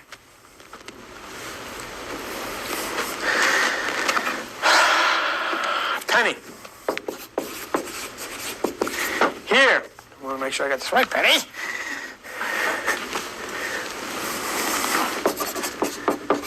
Liz. Vinny. Here. There. First. Now. What happens? Let's take these names then, which are light names, and say, okay,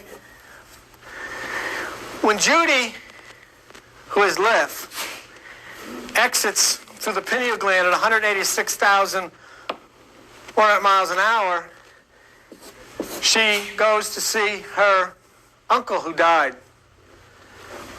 Left sees Strawn. And Left and Strawn know each other like that. Both of them are freed from this. Both of them are still in the same cluster. Both of them knows what the job is, what they have to do. Penny leaves. Melissa exits through the light. Tell me somebody in your family who's died. My mother. What's her name?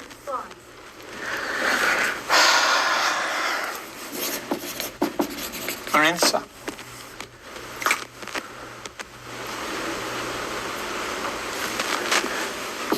Nothing to do with Florence anymore, nothing to do with all the stuff, nothing to do with any of that. The discussion is how well did we do in breaking, and Melissa says, gee, I really started to make some progress. And Melissa says, I never knew anything about that, but I do now. Yeah, go back. So we start to communicate and understand all of these are part of your cluster out there in light as they were part of your family here.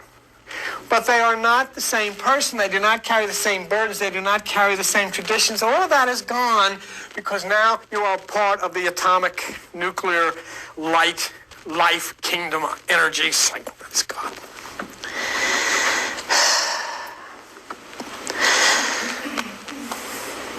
So what are you doing here then? your purpose then is as these angles of light inside of this brain to break it, to chip away, to stop it, to redirect it so it doesn't continue to function in the way that it has because it has been destructive. And God has been displeased. It wasn't necessarily your fault. It happened a long time ago, as we've read about in the Bible. Something overwhelmed the light forces inside, and the brain became more demonstrative of the creation of man than it was of the creation of God. So what is your job? Page 617. And if you look there, and in the book of Isaiah, in Isaiah chapter 58, Isaiah chapter 58, if you look at verse 6,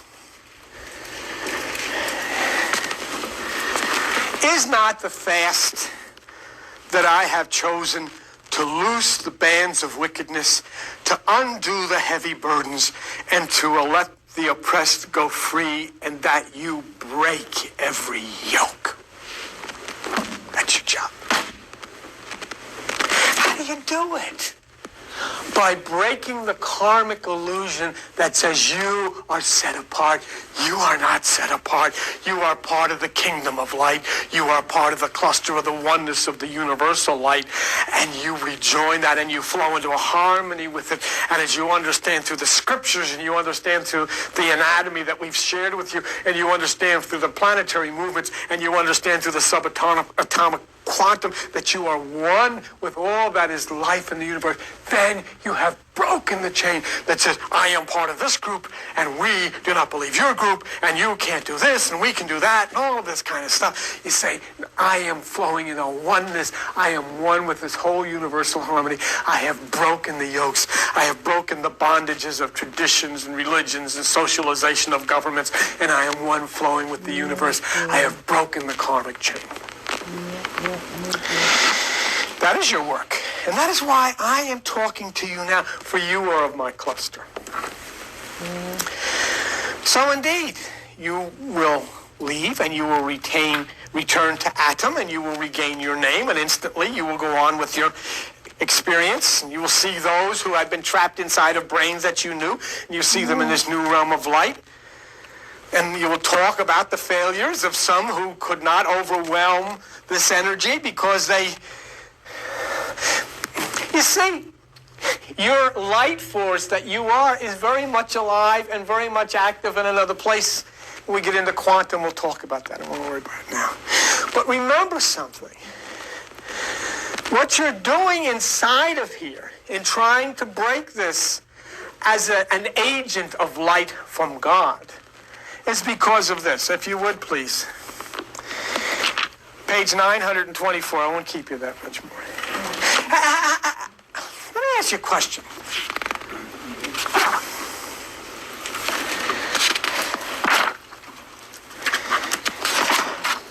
Have you ever heard of existentialism? Existentialism is very interesting. Existentialism says that it's impossible for you, it's impossible for anybody to perform in a successful manner the rigors of life. Do you realize that from the time that you're able to understand anything, you have to decide what's right and what's wrong? What to do and what not to do? Where I should go and where I shouldn't go. You do that, you never stop doing that. And the problem with it is, there is no objective answer to that. If you're a Jewish person, the Jewish will say, you shouldn't do that. The Catholic will say, it's okay to do that. And the Protestant will say, well, it's okay to do it, but you shouldn't do it like they do it, you should do it like we do it.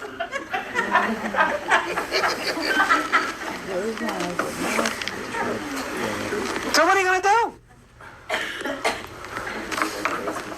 You're guilty. And so what you try to do then is, if you ever then try to abide by your clan's rules, you have to understand that your clan's rules are different than other clan's rules. So when you say, should I do this or shouldn't I do this, you may do this because your clan says to do it, but you have to remember there's a lot of other clans that you shouldn't do it. And so then, what does that create? Right. And then you say, I know I should do this, but I'm not going to do this. Now what has happened? You have created something firing neurons in your brain saying, guilty, guilty, guilty. You're guilty. You didn't do what you were supposed to do.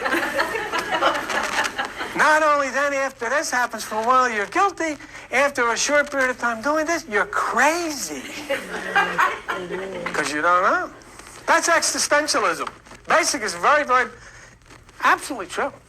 Absolutely true. There's no possible way that anybody knows what they should do because what's good here, what's not so good over there, whatever. You know? Depends where you are, depends what clan you belong to, whether it's okay.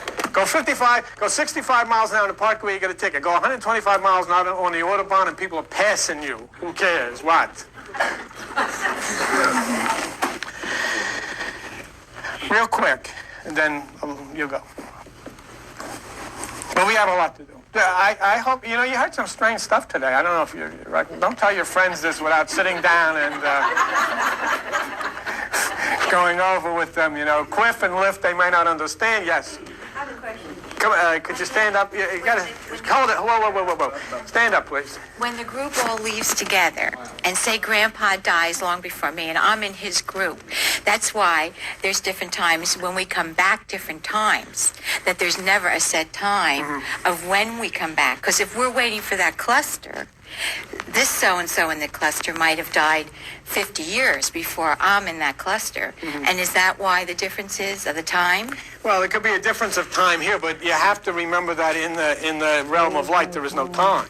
There is no Time does not exist. I mean, if you take your head off and you stand there without your head. No, seriously, I'm very serious. The only thing that makes time is because you're confined in here. I'm saying our thinking here then, our head here. Yeah. Well, That's why it would be... it could be. We'll explore that. But that's a good point. We'll explore it. So, You could equate there's no time. When you meditate, there's no time. absolutely. Yeah. Absolutely. I mean, the people that go into a coma and they go into a coma today and they wake up 20 years from now, it's an instant. But I don't know. So there is no time. Okay. Real quick.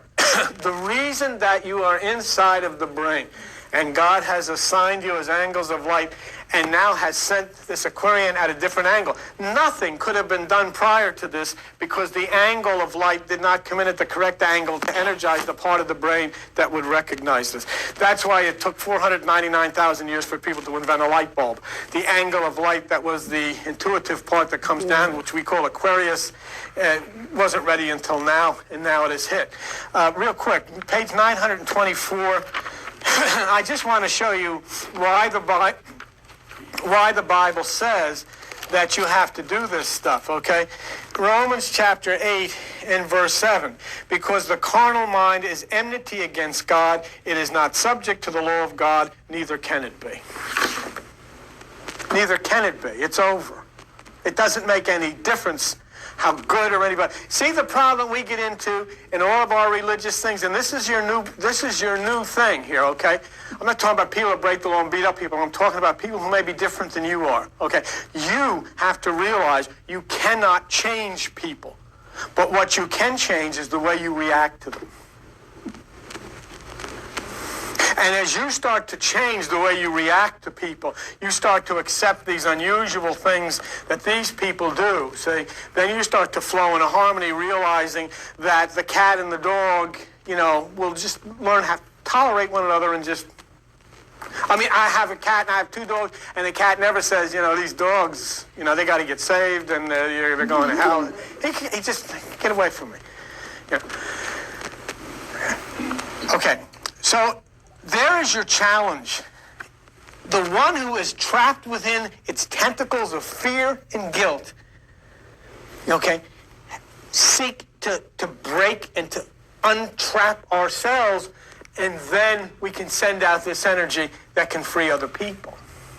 And your knowledge of this will help other people to become free. It says in Ephesians 4:22, put off concerning the former conversation the old man, which is corrupt according to the deceitful lusts, and be renewed in the spirit of your mind. To have a new mind. And Romans 12:2 says, be not conformed to this world, but transformed by the renewing of your mind, that you may prove what is good and acceptable and the perfect will of God. Okay?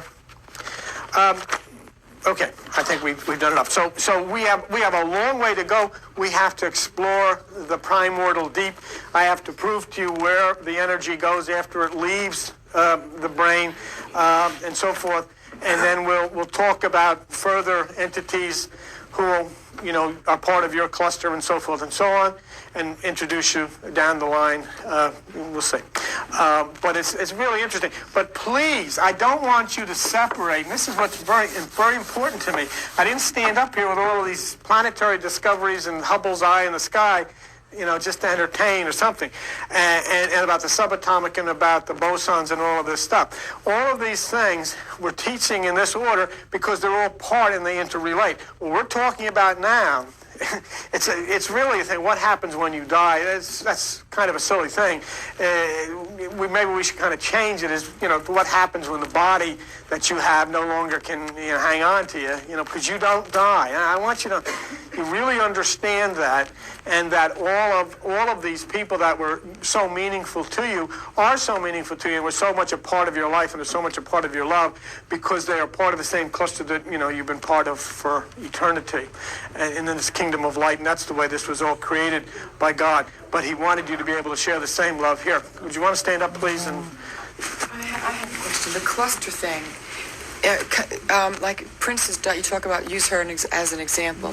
If she went over the water and got hit by the thing again, and would she come back in that same family, in that same cluster? Well, or does she wait until all of them get there and then they come back as a group? No, she would come back instantly. I mean, almost instantly in the realm. You have to really look at that, Judy, in the same way that you look at life. Jesus is in the tomb 3 days and 3 nights. Why? Because the sun is in the solstice 3 days and 3 nights. Everything comes out of the tomb in 72 hours. That's what leads me to think that this energy totally leaves the body in this particular area in 72 hours. It's probably a good idea, if somebody dies, you stay around the house area for about 72 hours, and then it's gone. And it goes to the water. The sun goes to the water, Jesus goes to the water. It goes to the air. The sun goes up to Aries, Jesus goes up to sit at the right side. It then goes to Leo, it comes back into the body. And all of these things then, probably take about 9 months. Okay, but my question really has to do with the cluster thing. Mm-hmm. Because we're supposed to be breaking that karma, would she come back and have the same, be in relation with the same entities to continue to work on that karma? Very possible. Very possible. She could come back as a daughter of, what's her kid's name? You're supposed to hold for you. Oh, no, what is her kid's name? Princess William? She might come back as Princess William's son. Okay. I don't know. The karma that we're breaking is it only religious tradition, or could it be things like alcoholism? No, it has nothing to do with any of that. Except for a minute, let me explain it to you. The karma is the illusion, okay? The karma is simply the illusion that says, I am doing this or I am doing that. You are doing nothing. Because when you leave, this body goes right down the chute again. It has nothing to do with that. The karma is simply not recognizing that you are part of Adam. You are part of the universal whole. You are part of this oneness. You are not part of a particular religion, social group, part of a nationality, live in a particular place. You are part of life. You are part of the entire complex of life. What do we find? God's name is what? Adam. You return to Adam, and you are Adam, and you are part of this. Once you understand that, then you're freed from all of these types of questions, even that you ask, and you ask them legitimately, but you become freed from all of that. That's totally irrelevant. Who drinks, who smokes, all of this stuff is all man-created crap. It has nothing to do with this. Breaking the karma is simply allowing people finally to understand I am part of a universal oneness with the cosmos. I flow in a harmony. I flow in a harmony. And I do have clusters of light that are part of me and part of my love, see? And when we come back, we start to chip and break further, assisted by the eye in the sky and all that that's coming down. We are part and we'll flow. Once we understand that, then we no longer have a tribe or a clan to belong to on the earth. Because now I belong to the cluster, if you would, of light. I belong to the kingdom of light. My nationality is light, and my name really is I am Adam. I am son or daughter of Adam. So that's basically it. And it has nothing to do with coming back and have to work out, I used to drink, so I have to work. It has nothing to do with that. It simply has to do with breaking. I used to think that this is the way this happened. I realized that was an illusion. I realized it was superstition. I realized now this is the big picture, that I flow in a harmony with light, and I flow as Adam in a harmony with the great Adam, and I flow back to it and then restored for one reason only, to break the complex mindset that has taken over in life and has caused so much fear and hurt and guilt and violence. Remember that when Uncle Jimmy did cut us out of the will, that the baby rabbit died in our backyard, and that was our main concern. We didn't really care about the money. That's funny. That is true. I got to examine my head. We got cut out of a lot of money, and the only thing we were concerned with, we had found this little baby rabbit. We didn't find it. Who found it? Our dog brought it in the house, okay?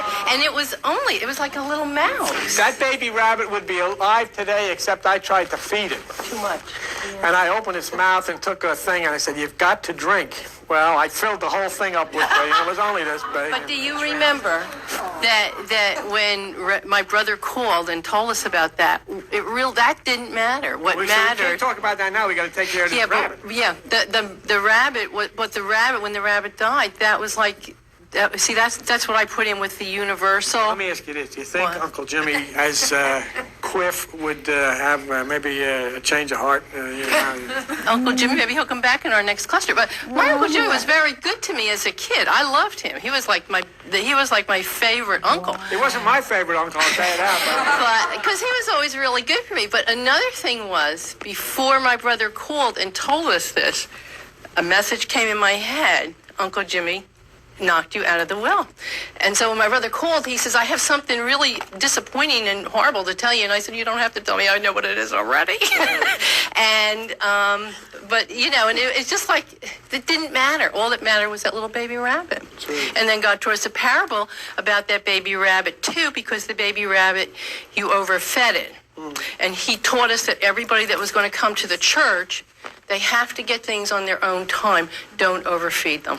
That's important, and that's why if people don't come, they don't come. And if they don't come for a year, they don't come for a year. It's just none of my business. It is none of my business. I stand here, I'm not asking you to believe any of this stuff. I'm simply trying to get you to think. I'm simply trying to get you to say, gosh, we've looked at thousands of years of this. This has not been the way that life should be in this beautiful place. Maybe there is an alternative. Maybe we have been very superstitious because we haven't understood the ways and the writings of the people of the ancient times. Maybe we never realized that there were such things as subatomic particles that are intelligent and move in intelligent ways and think and do all of these wonderful things. So maybe now, I sit here and, it's not my job to say, well, how many people come? It is none of my business. And if you don't want to come, I'll sulk, but, that's up to you. But if you do, I think we'll have some immensely exciting things coming very close. And if you look at where you've come with me, through the planets, through the body, through the subatomic particles, and now to the movement out into the area that nobody has ever touched before, it's pretty interesting stuff. And we still have a lot of things to do to document it, to share with you. Is this over? Have we stopped the... it's over. And now we're from... what?